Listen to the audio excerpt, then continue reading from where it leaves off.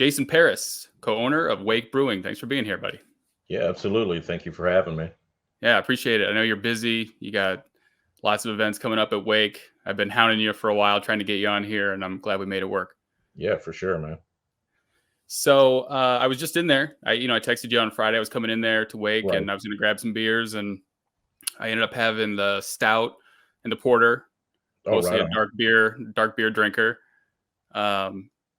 Grabbed a 4-pack of the Hand of Doom to go. I see you guys up your label game. Got the nice matte finish on those labels now. It's looking good. Man. We just got a new can or two earlier last week, so it's nice. I also had a burger there for the first time from Floyd's. Oh my God. That was insane. Good. It was like egg, bacon, garlic, chili sauce or something on it. Holy cow. Everything you'd want to come out of a greasy ass RV. That was insane. Yeah, that was great. So tell me about Wake Brewing. I've known about you for a few years. A buddy of mine told me about Wake, and he said he went in there with like an Uncle Acid hat on, and whoever was bartending that night knew that it was an Uncle Acid hat. And I was like, there's no way that exists. Right. So I got to check it out for myself. And that's how I ended up coming in there and hanging out with him and getting some beers there. So I've been there a handful of times now. I don't live in the Quad Cities anymore, but I try to get there all the time. I love it. It's a great place. All right. Yeah. We started, we opened the doors in 2017. Me and my brother, Justin. We just, long story, super long-winded. We started homebrewing about 2004, 2005. And for a good decade, just did homebrewing, competition homebrewing. I was booking at a club in Rock Island called Rock Island Brewing Company, Ribco. So I was booking all the music there for this. So I just finally left. When did you leave? When did you stop doing that? Right when Illinois finally opened back up, I just kind of put all my focus back into Wake. Okay. So, were you involved in Truck Fighters Valley of the Sun? Yep. I was at that show. That was awesome. It was right before everything locked down, and I was happy I got to go to it. Yeah, that was the second time I think I did Truck Fighters. Very Valley of the Sun never heard them before. I was totally just like, oh man, these dudes are. I had kind of heard their 2 albums that had already been out. Well, I think they have 3, but that 2 of them I had listened to a couple times, and they killed that show. I mean, I've seen Truck Fighters twice, but they really stepped up their game at that show. It was awesome. Yeah, no, it was killer. But so just I was part of booking the bands at Ribco and also curating their craft beer, because just over the years of just seeing craft beer slowly keep growing and growing, I just kind of became more involved with it through home brewing, and then finally just started doing a lot of their ordering. They kept like 150 different rotating craft beer. So knowledge just became like overwhelming for me. And I just seen an opportunity that I could, maybe chase some freedom with my brother and just open up our own spot. And is your brother a metalhead too? Yeah. I mean, we love all kinds of music, but I mean, as a little kid, we grew up in a very rock and roll family. I mean, my mom and father seen Sabbath, Zeppelin, all of it. I've got pictures, little Polaroid pictures of just like them watching AC/DC and Van Halen. So I grew up in a pretty rock and roll family. Rock and roll. I mean, my first concert, I was like not even just barely in 4th grade, like 1986. My mom took me to see the band Wasp. So, it's fucking awesome. The second show was like Metallica on Master of Puppets. Wow. I was barely in 4th grade, So that'll do it. That'll get you into it. You're starting off pretty strong there. I think my first rock concert was like Boston, which was awesome, but still, it's not Master of Puppets. No, but I didn't know it was Master of Puppets at the time either. You're a little 4th grader, watching a bunch of dudes smoke weed and girls with like feathered hair and shit. It's like, Did you see your first pair of titties at that show? Definitely at the Wasp show. I don't know if Metallica was really titty material, but it was fun. It was fun. Yeah. Yeah. But yeah, just over the years, I just started looking, and we just kind of put it together. We were doing a lot of competition home brewing, sending our bottles to different states for home brewing. We started taking a lot of awards. Handed Were you in known as Wake Brewing at that time, or were you called No, something? just Jason and Justin Parris, part of Okay. Mugs Homebrew Club. But like the Hand of Doom, what you're drinking now has always, well, I mean, it's the oldest beer we've done. It was refined over the years, and that thing just started taking awards for just like a American Stout. It did really well, and I just kind of thought, fuck it, man. Like, I mean, I could feel that the boom was still going to go, and so I was just like, let's just try to put together a business plan. We started doing pop-up events. I had And you're from the Quad Cities, is that yeah, right? Okay. yeah, from So that's Davenport. why you guys started in Rock Island. Then you're just Quad City Mhm. boys and wanted to stay close to home and friends Yeah, and and family. honestly, yeah. I think you get to the point where you could probably see another place that would make way more sense. Like, I mean, obviously, trying to do a metal brewery in Chicago would have made way more sense, but all of my friends are here in the Quad Cities, so I mean, just to Yeah. be able to tap into that just helped. Yeah, we did a business plan for like 3 or 4 years and shopped it around, and finally a bank was willing to just kind of fucking go for it. It was just a little small bank, and you've been into Wake. I mean, it's not huge by any means, but it's what we could do and not have a bunch of like outsiders telling us what we're going to brew or what Hmm. our vision's going to look like, or we could do it ourselves. Did you have any idea? I mean, you obviously knew how to brew beer. Right. Did you have any idea how to run a business or run a bar at that point? Well, working at Ribco for 12 to 13 years and then putting on shows before that. And me and my brother played in bands and did little tours and stuff. So we kind of knew how I learned a lot of how not to do business, which I feel like is way more valuable than learning how to do business, because it's super easy to do the right thing. It's really, really, really difficult to screw it up, but I see so many people screw it up. And just watching bands constantly touring and coming in, them setting up their merch, I realized, it, none of these breweries I'm really seeing have like a vision, have like, and so we just looked at it, and we couldn't play music anymore if we were going to take this all on. So we're just like, well, fuck it, man. This is going to be our rock band. Like, let's Yeah. do it right. Let's make sure we got cool merchandise, killer names. Like, this is our band. These beers are our single. This is our 7-inch coming out. Like, and it just made it really fun and really interesting. And I think it was just fresh for people, especially in our area, to see, a brewery kind of like just look different. Right. I mean, I don't know the Quad Cities to have like some metal scene, at least that I know anything about. I haven't lived there in quite some Right. time, but um, people do seem to love it, whether they're metalheads or not. I was just in there on Friday, and there's people coming in that were definitely not into Right. metal. Well, I think that's the So way that your beer is really good. You know what I'm saying? exactly, yeah, It's like, and I didn't ever think that it was just going to be strictly metalheads, like true cult kind of thing. Like, I knew I knew that craft beer people look completely different all the time, and I wanted that. I wanted to force people to listen to what I wanted to listen to. yeah. And I thought, if we do really good beer, they're gonna sit around, they're gonna fucking, deal with me cranking High on Fire really loud. I mean, when we opened the doors, we had High on Fire. I mean, just literally throttle ripped our speakers apart. But I just had it playing so loud opening day because I just wanted people to know this is the tone. Sorry, don't like it. You might as well just leave now. And you don't have TVs in there, which must have been a conscious decision, probably 100%. based on that same idea. Well, I mean, you go to so many places where you got, one guy likes the Cubs, Or even one guy likes the beers, one guy likes the pack. I don't like sports, so I have to kind of like dumb it down and go like, okay, Bears and Packers.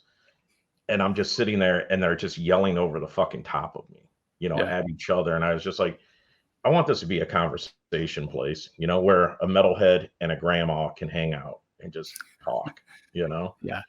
and just kind of look at the artwork, listen to the sounds, meet people. I feel fortunate we can do podcasts like this. And I think this is the way like social media should be driven. But man, it's just rough. It's rough. My brother wanted a no phone policy. I was like, man, we can get away with fucking like ripping High on Fire. We are not going to be able to get away with people putting down their phones. Yeah, maybe not. No. But I thought I think you definitely get away with like no TVs because yeah, I mean, we did. Right in the beginning, we got a little backlash, but I'm just like, dude, there's a million fucking sports bars. There's not a million places that people can come and just hang out with their friends and talk, because I've been in there with some friends, a group of friends, and we're all not into the same music, but at least into metal in general. Right. We all have different tastes, but it's all kind of just heavy music, and everyone was cool with it. Loud music. We'll sit here and talk and drink beer. Right. And it was great. But we also have a couple friends that came in too that don't want to hear the heavy music, and they're like, "Where's the TVs at?" Right. But then you almost what are we supposed to do here? Look at each other? Is your conversation that good then? You're just kind of like, well, but my problem is when me and my wife would go out and drink, no matter if I haven't seen her in a few days, just because of trying to open up Wake, I would consciously start drifting towards a TV, no matter how dumb or whatever was on. Yeah. I just thought, man, I just don't want people doing that. Yeah. I think it works great though, because like I said, I was in there Friday and I sat there with two friends of mine and we talked the whole time and listened to High on Fire, literally. So yeah, I thought it was great. I always do. I think it's great. Yeah, appreciate it. So what about? I mean, there's some. I've said this on the podcast before. There's some metal breweries in just Illinois alone. Like Metal Monkey is in Romeoville, and there's one called Sound Growler, I think. And it's their dude. Yeah, so there's a handful of metal places already. Right. And I don't know the history of all this kind of stuff either, but like Three Floyds is kind of a more metal place, Surly, stuff like that. So were those places an inspiration, or were they kind of your guiding light, or were you looking at them? I don't know when they started versus you guys, probably a little bit before Three Floyds. But yeah, I mean, Three Floyds. I mean, if you're a metal brewery and you don't acknowledge the fact that like Three Floyds were the OG, then you're wrong. I mean, it's just like it was. There's a brewery in Colorado called True that is really killer. I loved all the graphics they were doing. I loved the visual inside. Three Floyds is fantastic. Chris and good buddy of mine, Barnaby, was one of the head brewers there too. And he recently passed away, but he was one of the OG ones. I mean, he's the reason why Dark Lord Days existed, or even Dark Lord itself. And really, when I start thinking about it, it's not even so much just metal.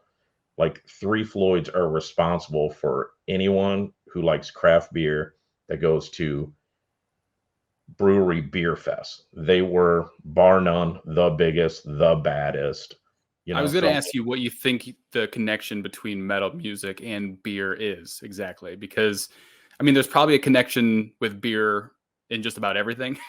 Right. But there's definitely a connection with metal music too. So my theory was kind of that, kids look at alcohol and metal as rebellious. So they kind of went hand in hand in the early days. In your youth, it was drinking beer and metal music.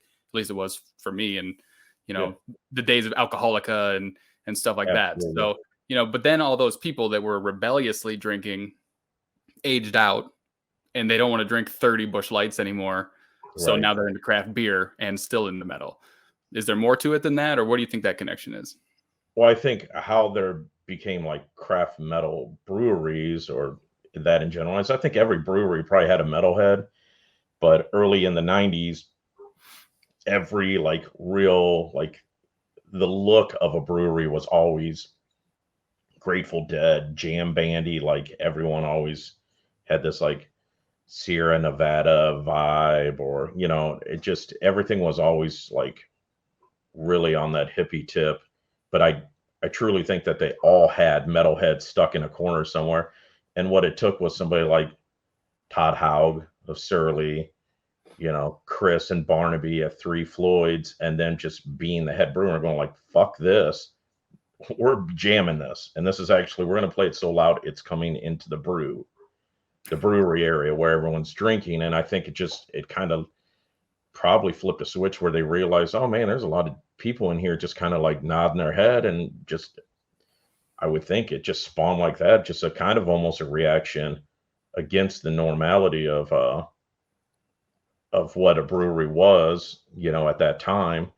Mm-hmm. I think that the beer and metal connection is exactly, it's fucking primal, man. I mean, it's like loud and drunk, like just like letting go, and alcohol's an easy way to kind of loosen anyone up. And, you got a bunch of your friends nodding their head to super loud music. It's, it can be a good time. Yeah. So owning a brewery, do you think that you drink more because you're there at a brewery, at a bar all day, or has it become a job and you don't look at it the same? Early on, you have the you still have the dreamy kind of thing, and you drink a lot more. I find myself drinking a lot more regular beer than craft beer now, just because my life is craft. I'm constantly tasting it. I love it, and I'll have a couple of them, but I mean, you're more than likely going to see me like in a hole in the wall bar drinking High Lifes or PBRs, just because no one wants to talk to me about craft beer, and I can just kind of zone out for a second. But I do feel like early on, I mean, it'll get you, and you're drinking your beers, everything's working out, people are vibing, and it's that rock and roll kind of thing. And then at some point you just wake up and you're like, I cannot do another like 14, 15 of my own beers tomorrow with everyone. Like, there's got to be a point that I just kind of like, oh yeah, I hold on to my one beer and walk around. Yeah. I mean, I've always wanted to own a bar, as probably millions of other dudes do. Right. And my girlfriend's always like, there is no way you're going to own a bar, because you'll be there all the time, for one, and you'll be drinking all the profit, for two. Right. Yeah, it definitely, you pull back. I mean, I'm sure everyone that's owned a bar has had the moments where they ride it a little too hard. But I mean, you just got to find that good balance. I try to get all of my shit done, hang out with people for about an hour, have a beer, try to talk to my customers, because my customers are some of my best friends too. But I do make it a point. I try not to overstay my welcome in my own place. I don't ever want to be that owner at the end of the bar, just so I might be at some other hole in the wall being that piece of shit, but I'm not going to do it in my own place. Yeah. So, all right, I don't know if we finished the history of Wake or not. You guys started in 2017. Is that what you said? Yep. Opened up in 2017. Okay. And you started having bands, you started brewing more beers. What was the first step of becoming like a real brewery in the Quad Cities? Oh, I mean, it was definitely making the beers. I mean, the beans, I was still working at Ribco at the time. I tried to keep them separated more. Okay. And we would do like Wake Brewing Presents, and then we'd have some of our beers on tap at Ribco, and we would have bands there. And then just as the summers came out, we had the huge parking lot. I was just like, man, why don't we throw a couple bands out here a summer? And we started to. I mean, we had Conan a couple years ago for 4th of July for free. You just come in and watch Conan for 4th of July. That's awesome. Yeah. I saw that you guys had resin there. I think I missed that. That was like 2 years ago or something, maybe. And yeah, we've done them a couple times. I think the poster was still up on the door, and it was already like the weekend after or something. And I was like, oh, damn. Yeah, we actually did a beer for resin, and I put out a Flexi, a little record of. Okay, yeah, I was going to ask about that too, because I know you've done some stuff with Bongzilla now, aside from the show coming up, which I definitely want to talk about. But you guys had a lot to do with Bongzilla putting out their latest record, Yep. right? How did that Yeah. come about, and what was your involvement in that? A good friend of mine, one of my best friends, John Hopkins, he was basically the tour manager of like Sleep, High on Fire, Boris. I mean, any name, Uncle Acid, any big name, and he was from Iowa, and he just worked his way up from like Buzz Oven to Weed Eater to getting High on Fire to getting the Melvins to doing Boris to Orange Goblin. The list Wow. just fucking goes on forever.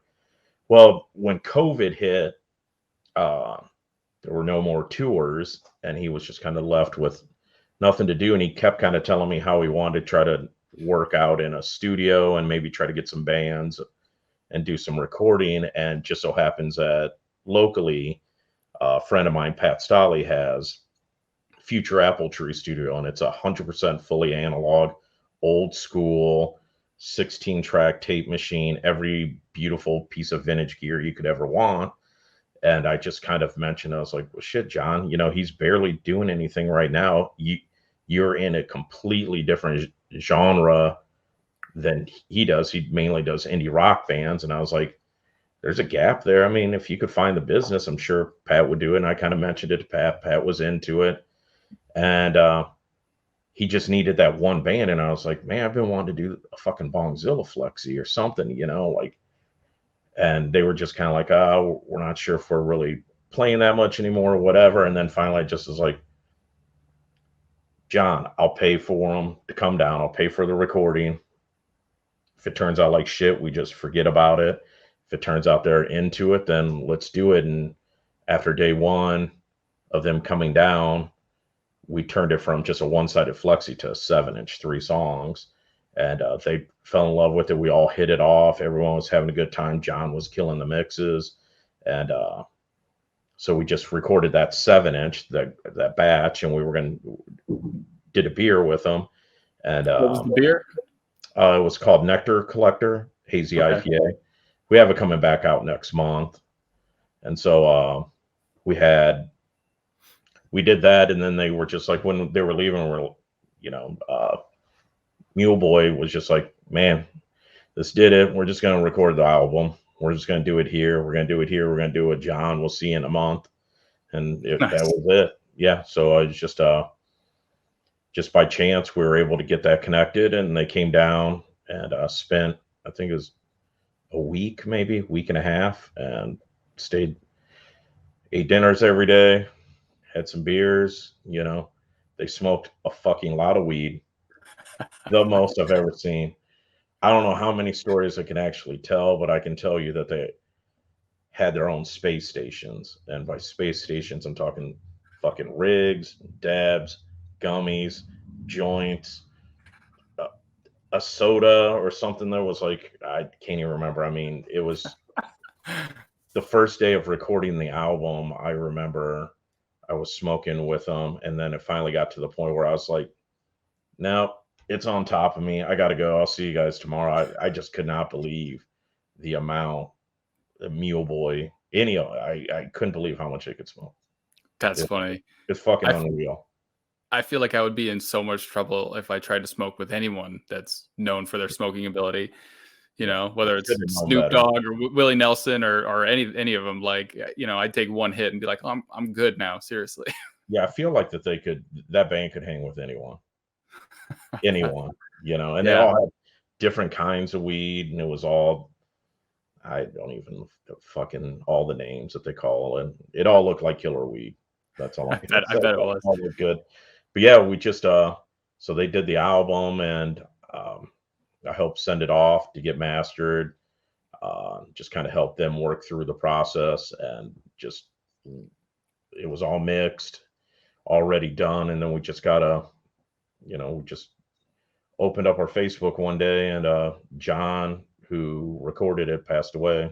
He died, and I mean, so the album is just done. I mean, it was great. It was mixed. He was able to be on. He did that, and he was able to do Brian Barr of the band Seethe. He did his solo record that just is insane. That should be coming out soon. Cool. So yeah, it was it's bittersweet, but at least I know that like John was able to kind of like go out like ascending. It was just like Yeah. it was like he was finding another path, and I truly think that he would have brought some heavy hitters, because when people were hearing those demos, he was showing me the text. I mean, he was proud. Yeah. No, It seems like people love all that new Bongzilla stuff. It seems to so have done fucking really raw, well, and dude. It's people so are happy to raw. have him back after a lot of years. And I think it can hang with Gateway. I think the tone's there. I think the songs are 100% there. I think the mix is fucking awesome. I mean, it was killer. And yeah, I'm happy to met those dudes. And I booked them one time. I seen them a few times over the years, and then booked them one time at Ribco, and then this was kind of like a connecting moment. Like tomorrow, I leave for Bloomington, Illinois, a club called the Night Shop. I'm sponsoring them down there, so get to hang with those guys. Haven't seen them. And it's middle of pandemic. I think we hung out one other time. was there a pedal or something Yeah, that was good. created? What was the deal with that? Did you guys have something to do with that? Yeah, John was talking with um, Magic for Magic Pedals, and he was just kind of riffing back and forth. And I think Magic and Jeff, guitar player for Bongzilla, kind of talked a little bit, and I just kind of like, man, let's like all do a three-way and just put this out. I had like 50 of the 7 inches left. I was like, I'll give you the 7 inches, include those with the pedal, because there was only 50 of them made. And I mean, it's killer graphics. The pedal is just, it's mind blowing. And he used it all over on the record. So if anyone likes that tone, it's a whole lot of green mad amps and that pedal, Nice. cranked. Yeah, cool. So now you got this show coming up. This is your anniversary party, the 10th Yeah, and the 11th. yeah, 10th and 11th. So Calling the it. first day is free. Second day is $5. There's still tickets available. I don't remember Yeah, seeing. there's a little less than 100 tickets. I mean, really, the tickets was only for me to kind of gauge when to just say, okay, Yeah, enough's enough. Like I don't want to. I'm not trying to fly the freedom flag. You know what I'm saying? Like I want live music to stick around. So if yeah. I got to kind of pull off a little bit just to make it happen, then that's what I'll do. So I mean, $5 for that lineup. I mean, you're talking For such a lineup, it's I don't. What time are you starting that day? 2 o'clock. Okay, Yeah, so there's a Saturday, bunch of bands, and then Bongzilla headlines Saturday night. So yeah, it's gonna be great. I'll be there. Bongzilla, yeah, Bongzilla, Black Tusk, Fister, Savage Masters, Squeal Grind, and a Seethe, and then the free Fridays, Ringworm, a group called Dug out of Minneapolis, 2-piece, awesome, just like doomy sludge kind of stuff. Uh, Null and Molder. Yeah, so I mean Awesome. it's a good weekend. We got a cheap Yeah, hotel right down the street, so I mean it makes sense. cool. Yeah, I'm looking forward to it. I'll be there, and should be fun. You do it out there in the parking lot there. Yeah, we get a nice 24 by 24 rooftop stage, push it way back, make Got my some food neighbors love trucks. me. Got a couple food trucks, live screen printing. So we'll have 2 different t-shirt designs. Like Oh, nice. each day I'll have a different t-shirt design. Yeah, it'll be fun. Plus all Yeah, the bands just hanging out. It's our own little getaway, all outdoors. It'll be nice and you know, open air. yeah, Just cross our fingers for weather. yeah. I was So gonna say it was so hot when I was there yeah, on Friday, but might cool off a little bit by then. yeah, fuck it. It's cold beer. You're right. You gotta sweat anyway. Yeah, Well, I could use to shed a few pounds, so it'll be fine. yeah. Well, I think that's gonna be awesome, and I'm looking forward to it. I got tickets right away as soon as I saw Bongzilla in town. I thought that was awesome, and like Yeah, I said, I saw you guys had resin a while back, and guys have had some good bands out there at Wake. Oh yeah, it won't stop. I mean, we've got some other stuff in the works, and a lot of sponsored shows. I started booking again for a really small venue, 150 cap room. And there's nothing I can announce yet, but I mean, there's some cool stuff that we've already locked in. So just waiting for them to let me announce. As long as the world doesn't implode, Right. Yeah. Who knows? It's a daily. So what's next for Wake then? What's more shows, more beers, a second location, or what are you planning? Well, I mean, we're trying to ramp up manufacturing right now. So I mean, we are looking at a second manufacturing location where we can put the canner, because it's just too tight where we're at right now. But we'll deal with it.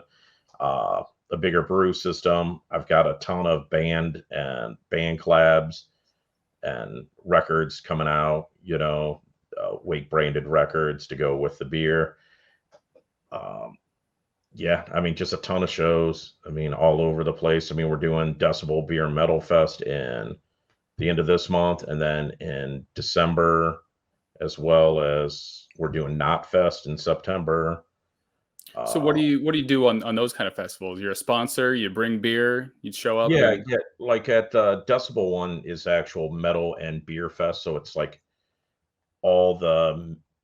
not all of them, but a ton of different variety of metal breweries all band together. And we have like our own beer fest during the metal fest. Mm-hmm. And at Knot Fest, they were talking about, it was a pretty insane thing. I'm actually in Decibel for during that time, so I'm letting 2 other employees go and handle the Knot Fest beer fest there. But they were talking about something fucking crazy, like they wanted to put the beer tent for the craft beer thing right in the middle of the fucking pit, which I thought was insanely crazy.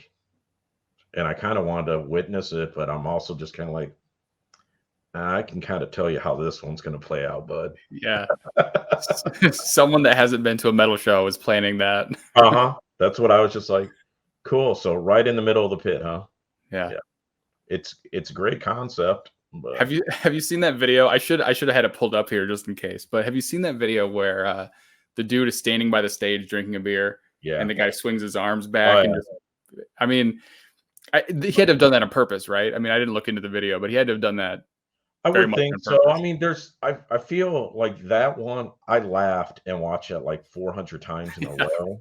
But then my brother kind of broke it down. I was just like, man, that dude's a fucking dick for that. Now it's just like, yeah, but number one, dude had his back to the band in the front. Yeah. You're drinking at what I would assume there's no one else in front of you at the front of the pit now, too. I mean, you were just like, you were kind of asking for it. I hate that Karate Kid shit. Leave the fucking Kung Fu in the dojo, bro. I can't even go into pits anymore. I get annoyed. I'm like an old man. I'm like, I just want to be up in the balcony drinking a beer or something. Yeah. People start pushing me and I'm like, ugh. Somebody steps on my Velcro shoes. I want to fucking just like get off my lawn shit. And then I realized I sit back by the soundboard. Yeah. It's a young man's game. I used to think that I had to be in there somehow because that's what everyone was doing. Why you'd go into the show? I'd go, like that's just what you do. So I'm like, I don't really like it, but I think I'm supposed to like it. So I go in there and I push and all that kind of stuff. And eventually I was like, you know what? I think I hate this and I don't want to do it anymore. You always have those couple drunk guys that just, this is going to be my excuse just to punch a 15-year-old. Yeah, I think so. Yeah, there's people that just want to push just because they like haven't gotten it out of their system yet that day or something, and I'm not into it. Yeah, I learned by about 17 that pits just weren't for me after being the 15 and 16-year-old kid that the old guy just wanted to punch. I'm like, yeah, I'm good. So you saw on Instagram that I posted and asked my Instagram followers if they had any questions for you. Sure. I got a couple back. So I'm going to ask you a couple questions here. Right. First one, are there any new Hand of Doom variants in the works? I've had the vanilla and the blueberry, and I thought they were amazing. They're like, appreciate it. They're like breakfast beers to me. Like I want to wake up and drink those things for breakfast. Do you Yeah. have So anything else in the plans, or what's next for Hand of Doom? we've done vanilla, blueberry. I'm trying to think of what other ones we've done. We did a mint Hand of Doom. We called that like a sweet mint, and that one tasted like Andes candies. So I mean, Interesting. we Yeah. put graham cracker, mint, and vanilla in it, and some chocolate, and it was killer. I'm trying to Yeah. think of. We don't really have anything planned for that, though. Those variants need to come back out. We were trying to come up with. I'm trying to think. Oh, we did a fucking peanut butter one. Yeah. So the idea is the next time around we were going to try to do a variety 4-pack that had one of each, Ooh, or it would at least be the 3 variants in OG Hand of Doom. I So like the idea. Yeah. one of them would just get 86, which I don't know because everyone's got their favorite. Vanilla and blueberry are mine. I mean, I love vanilla. I love blueberry Hand of Doom. Um, Man, I love that beer. It's honestly Hand of Doom is probably my favorite beer we do. Are you a dark beer guy? Yeah, I'm a cold beer guy, but I would say, yeah, Hand of Doom. It just we've had it the longest, and it's just to me. I'm not saying it's the best stout in the world because I've had beautiful stouts, but we purposely did it to be just a well balanced stout. It's not overly chocolatey taste, and there's no chocolate. There's no it's not coffee, but it does have good roast to it. Like we just try to find a really nice balance, and I think that's why the variants work so good on top of it Hmm. because you just start sneaking in. You just let the vanilla bean just hang long enough, and you can just keep tasting it, and it's just like to the point where like it's done. That's what you have to watch out with the peanut butter beers. I've had some peanut butter beers that I'm like, dude, too Yeah, much peanut butter. yeah, Way and too that's much how peanut butter. we're not really heavy-handed on the variants. I don't think. Yeah, I I thought mean, that, especially the vanilla. I don't remember the blueberry as much, but yeah, I have had it. But I remember the vanilla just being like, just so yeah, good. I appreciate And that. you ever think about doing a coffee stout? I do like coffee stouts a lot. Yeah, yeah, we have. It's just locally we have a brewery called Bent River that kind of has the coffee stout on lock, True. Yeah. and you don't want your ego bruised too much when people start telling you that it's still the best, even if you're kind of like whatever. I mean, Yeah. it's good. It's good. It is We are good. going to do one because we already have the label done, so Nice. it's going to happen. It's just yeah. Whoever asked the question about the Hand of Doom can email me what they think we should do because I'm out of Nice. ideas. I'm Oh, I old. got some ideas for you. I'll email you. All right, fair enough. So the second question was from Troy. Why are you so damn smart and cool? Is what he asked. Who was that from? Troy.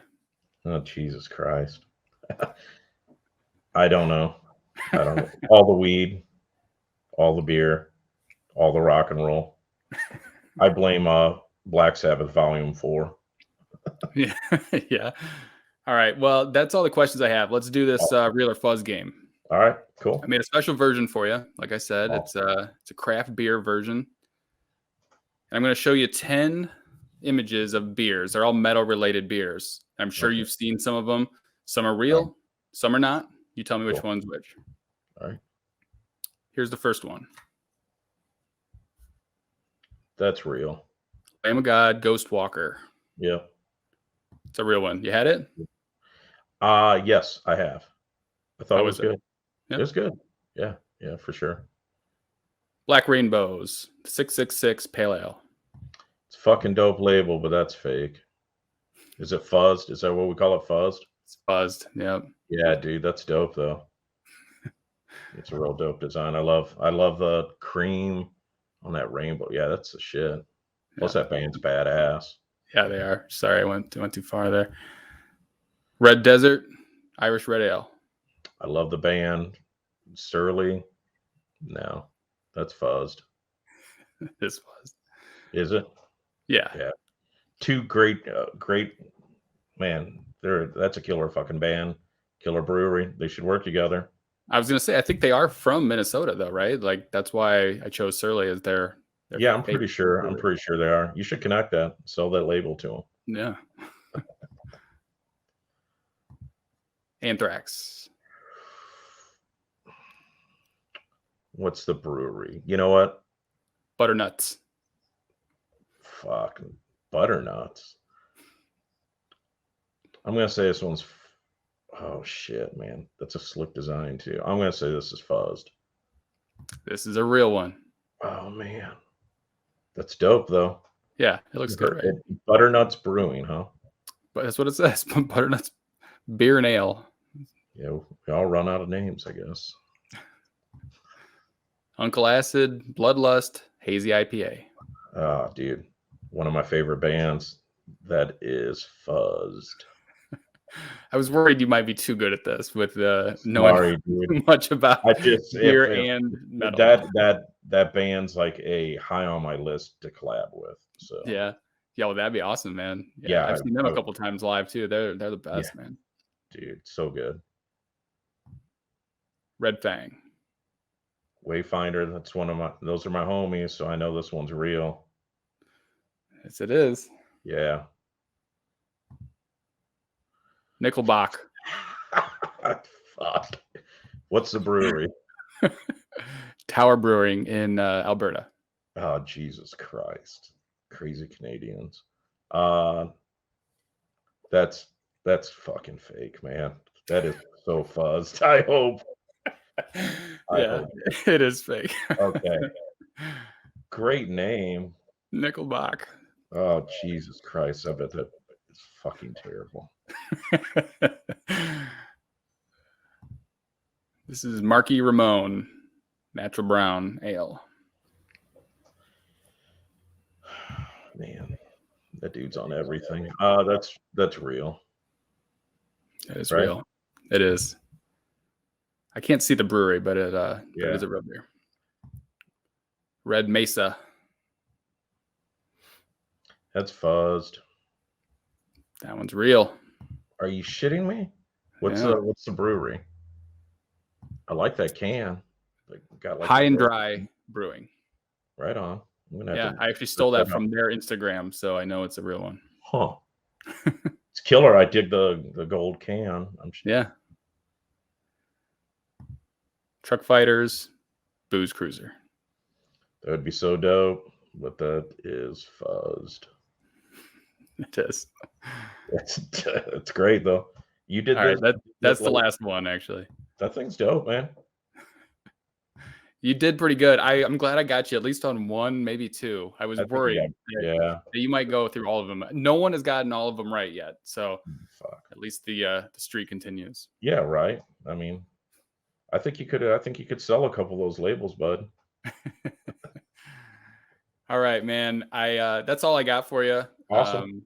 I'll see you a week from when this is posted at the Bongzilla show, and I'm looking forward to it. Anything else you want to tell everybody or plug or anything else? No, man. Just keep supporting things you like. Support all the bands that you like.